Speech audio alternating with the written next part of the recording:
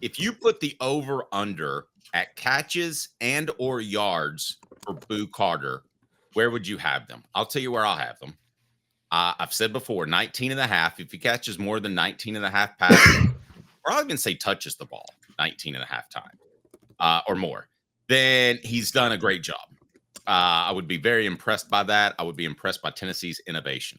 Yardage, I'll say 349 and a half. In other words, over 350 yards. Good job all around, guys. We weren't just being fooled in spring camp, which I can't help but wonder if that's the case. Where would you put the over under? Because I know you would have the over on both of those numbers. Oh, I would. I'm just going to tell you a quick thing, though. If you know Josh Heupel's system, you're right. 19 and a half is better than you think. A quick history lesson real quick. Josh Heupel's first year on the job at Tennessee, Javonte Payton had 18 catches. Dave, guess how many touchdowns he had among those 18 catches? Lay it on me. 6. A third of his catches were touchdowns, and he had 413 yards. So he had 31.8 yards per I'm sorry, not yard. Yeah. He had 22.9 yards per catch. It basically every time Javonte Payton caught the ball, he took it to the house. So 19 and a half, man, if he catches 19 and a half balls, I see 500 yards receiving minimum then at that point. And so I'm going over. I'm going to set the over under at 18. I'm going to set it at 17 and a half. I'm going to set it at 17 and a half. Because of the Javonte Payton number. Yeah. Okay. Yeah. Yes. So I'm setting it at 17 and a half because the Javonte Payton magic number was 18. And so I think if Boo Carter gets 18 catches, you're going to see about 6 touchdowns. So I'll just throw that out there. Okay, but you like the over in both situations, right? You like him catching 20 or more. Yes. Okay, so that's yes. But well, the hard thing for me is catches is tricky for me. If you set it at 19 and a half, I may go under. And the only reason, and let me explain, it's not the catches, it's the yards he's going to get once he catches the ball. So he may not get a lot of catches because he'll just take the ball to the house every time he catches it. Okay, here's my problem with this. I got a couple of different problems. One, you're asking a lot. You're asking for a season that would make Charles Woodson Heisman campaign pale in comparison. And by the way, Woodson had 2 years to get adapted to the offense. They started playing him as a sophomore, and he left early, if I remember correctly. But he definitely was a factor in his last 2 years. So before I dive into some numbers and what is reasonable, it's not Travis Hunter with 92 passes caught for 1,152 yards and 14 touchdowns. That's not going to happen. Let me give you a reason why. Caleb, once you go out there and you start a drive for this Tennessee football team, you finish the drive. And the reason you finish the drive is because they don't like to sub. So you can't go out there and just run a special package other than the only thing I could imagine would be goal line when they did some interesting things with Princeton Fant and that sort of thing. I don't believe that you're going to want Boo Carter out there more than 20, 25 snaps because of what he brings you on defense. I don't think he can be in there for entire drives. That's the problem as I see it. Well, and also let's point this out. Josh Heupel has some championships to play for, whereas Colorado was, I mean, they were in the playoff running late, but then they lost to Kansas on November the 23rd. And I think after that, the last week, Oklahoma State, they just focused on getting Travis Hunter his touches. But Colorado was playing to get Travis Hunter the Heisman last year more than they were playing for a playoff appearance. Is that fair to say? And yeah. I mean, it was obvious that Deion Sanders wanted to make a little mini Deion. Yeah, exactly. He wanted a guy to do that. Pragmatically, he may be right. It may make him sell some.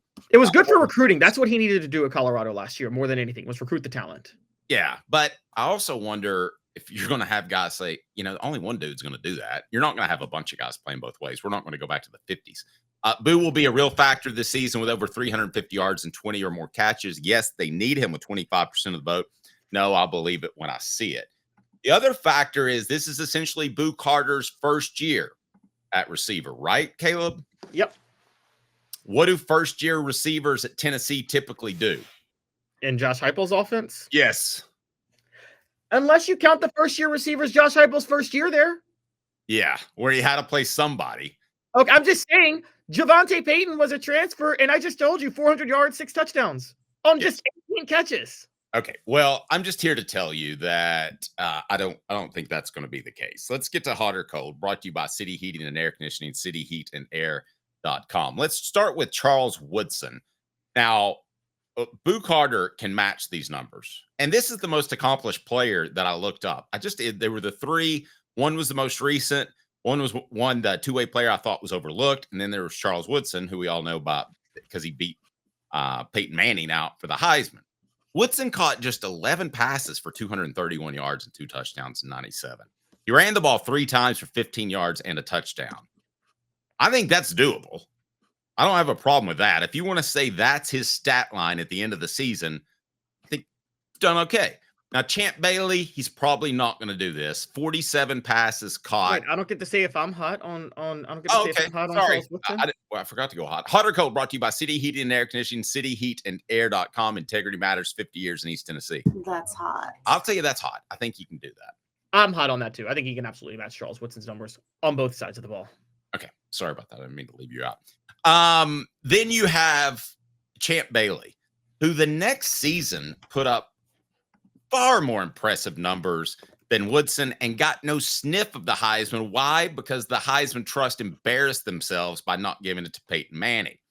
Bailey caught 47 passes for 744 yards and 5 touchdowns in 98. If Boo Carter does that, they've got a real problem with their other skill position players. They don't. If he's chipping in 750 yards, I don't know if this season's gone the way you wanted it to.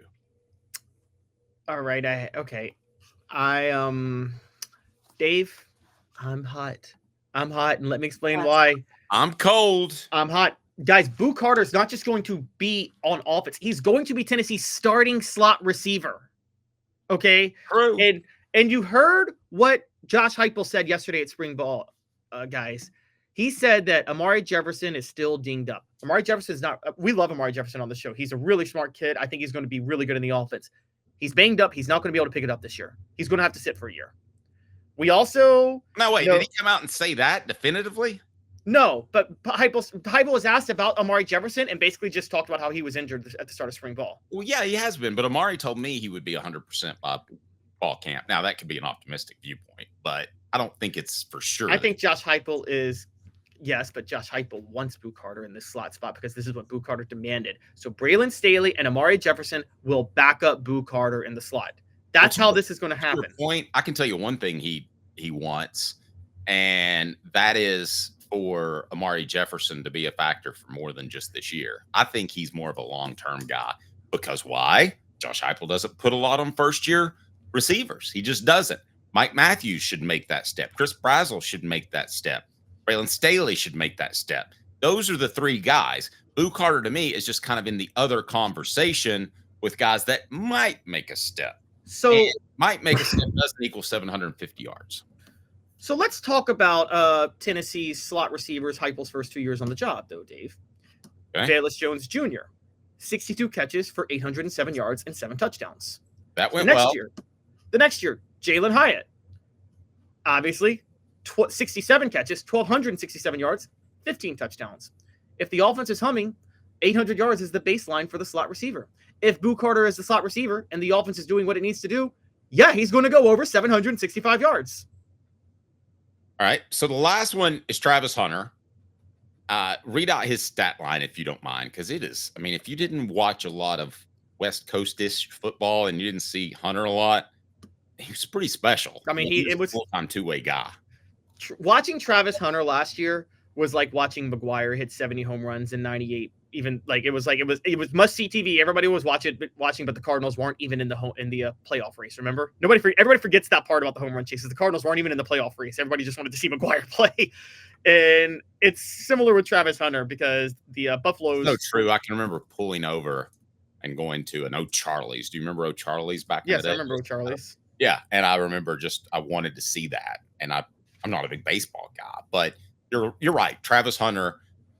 I don't think a lot of our fan base saw him a lot because it is West Coast-ish. They played later games, and you probably don't like Dion. A lot of you don't. I know you don't, even though everything he says comes true and he's had great success.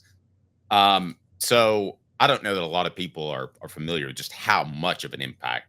You can't overstate what he did for that team last year. Yes. Yeah, he had 96 catches for 1,258 yards and 15 touchdowns. He was must-see TV for those who watch it, and he had 4 interceptions. I mean, he was must-see television last year for a team that, again, did push for the playoff, but didn't end up making it, and you weren't even watching for the playoff. You were watching for that. So David says if Boo is better than Staley, Jefferson, or Dodson, that's a problem. What are your thoughts? No, it's not. I disagree. I think Boo. I agree with that. Huh?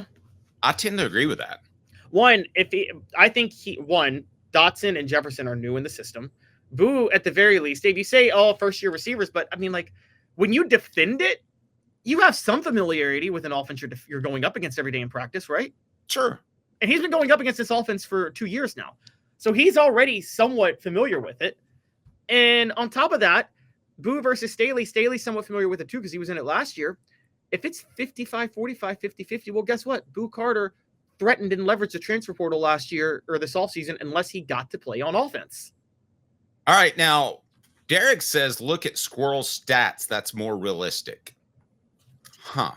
So I pulled those up. That wasn't in my column that you can read on offthehooksports.com. 34 receptions, 381 yards. That's about where I was in terms. I'm hot on him surpassing that. Okay. He'll double that. Okay. I think that's a very reasonable goal. And I'll tell you why. Again, Hot or Cold brought to you by City Heating and Air Conditioning. Give me 30 seconds and I'll tell you why I don't think he matches those numbers. Hi, Mike Davis here with City Heating and Air, reminding you to always dare to compare. Our team provides quality local heating and air service, installation, and maintenance across East Tennessee. We use only the best equipment like American Standard Heating and Air Conditioning for your residential, new construction, or commercial needs. Honesty, dependability, and customer satisfaction have been the cornerstones of our business since 1961. City Heat and Air. Dare to compare. Okay. They need him to be an elite defensive player, especially with what they have to replace, and then they have to deal with the injury to the young man's name, the corner. I can't remember his name all of a sudden. Jamal McCoy. Yeah, Jamal McCoy. So, I mean, you need him on defense. I find it hard to believe he's going to play offense, then return a punt, or he's going to play defense, return a punt, and then play offense. So my question for you, Caleb, would you rather Boo Carter be a great defensive back or a good two-way player? Good two-way player because wait, let me finish. They're sticking him in at nickel. I don't think he's going to be able to have the type of impact as a great defensive back at nickel that you would expect him to have. I think he can be elite on offense. And so two-way player, I think if he's not at the slot, Dave, there's going to be some issues with Tennessee at the slot. I think they have some issues there. So and I wanted to bring a couple of other comparisons and see if you're hot on them. I wanted to drop a few of my own in, if you got a second. The message board's live, so let me work this comment if I can in real quick. General Ursa says if Boo ends up being the man, we really need to start questioning Heupel's and the staff's wide receiver talent evaluation because that means you got entire class of wide receivers that are busts. No, Boo's just that good. All right, if he's a special player who ends up being a top 10 draft pick, I'm with you. But anything short of that, then I've got to wonder about Josh Heupel's talent evaluation at wide receiver. All right, well, I'm going to name one other guy, and then I'm going to name a former Tennessee player that he could be like. So first, someone brought up Chris Gamble. And in 2002, Ohio State won the national title thanks to a terrible pass interference call. But Chris Gamble had 35 catches for 293 yards, and he also had 4 interceptions, including a pick 6. I think Boo Carter can surpass 293 yards, right? 293, yes, but I'm going to go to Dylan's comment. We're saying that first-year Boo Carter is better than 3-year experience. Squirrel, pump the brakes. Squirrel was hurt. And also the tackles didn't allow Nico to run the offense the way he wanted to because they were banged up through the first half of the season. All right, now my next comparison, my final one. Dave, I'm going to throw one out here, and you covered him. So, okay. Mark Jones, 2003. Oh, Boo's far more talented than Mark Jones. But Mark Jones had 36 catches for 556 yards and 5 touchdowns that year. Okay, that's a pretty good one. That's a pretty good he one. Also Maybe there's a follow-up column with Squirrel. And he also had 2 Mark Jones. Just to finish, he also had 2 interceptions that year. And most importantly, Mark Jones was sent on the blitz that forced that Brock Berlin interception that basically sealed the game for Tennessee against Miami. Yes. Because Brock Berlin somehow doesn't. I never knew a quarterback that can't see a crossing route when he's being blitzed. Rustastic says, great comment. I agree. Boo can't be Zakai Ziegler or in trouble. I agree. You can't put that much on him. Let me say, okay, so I've got this for you. I've got one that Tennessee likes to lock in their 3 receivers throughout a drive. So I think Boo has to know more of the offense. Then you have how valuable he is on defense. This is all reasons why I don't think he's going to have a major impact on offense. I'll tell you where the impact is going to be. It's going to be on the goal line. They're going to do some interesting things with him, whether it's an end around or that sort of thing, because Tennessee, a lot of times on those long pass plays, they'll get a timeout or the other team will fake an injury.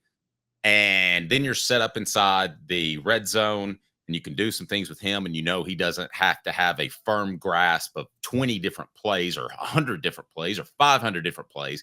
He just has to know I'm about to run the end around.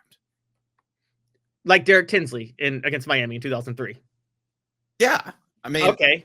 So he's not going to have as big of an impact as Tinsley. But Dave, see, you know, the thing is, obviously, the right thing to do on the goal line is to do what Butch Jones always did and get in shotgun and hand the ball to Jalen Hurd from shotgun, right? That's the most effective way to score a touchdown on the goal line. And the tush push is supposed to be outlawed. Yeah, so it's a weird thing for a grown man to say. Heupel, to his credit, gets under center a lot on the goal line. I don't see the creativity the way you do anymore on the goal line because Alex Golesh isn't there. But to Heupel's credit, Boo's not going to play at all. No, there's no creativity. He's going to be the starting slot receiver. He's going to be the starting slot receiver. Boo Carter, Braylon Staley. Who's starting it in the slot? I think Braylon Staley will. I think that Boo will be a changeup. Our poll question, I'd rather Boo Carter be a great DB, 56% of the vote, a good two-way player. Well, whatever. That 56% is wrong. Good two-way player is the right answer.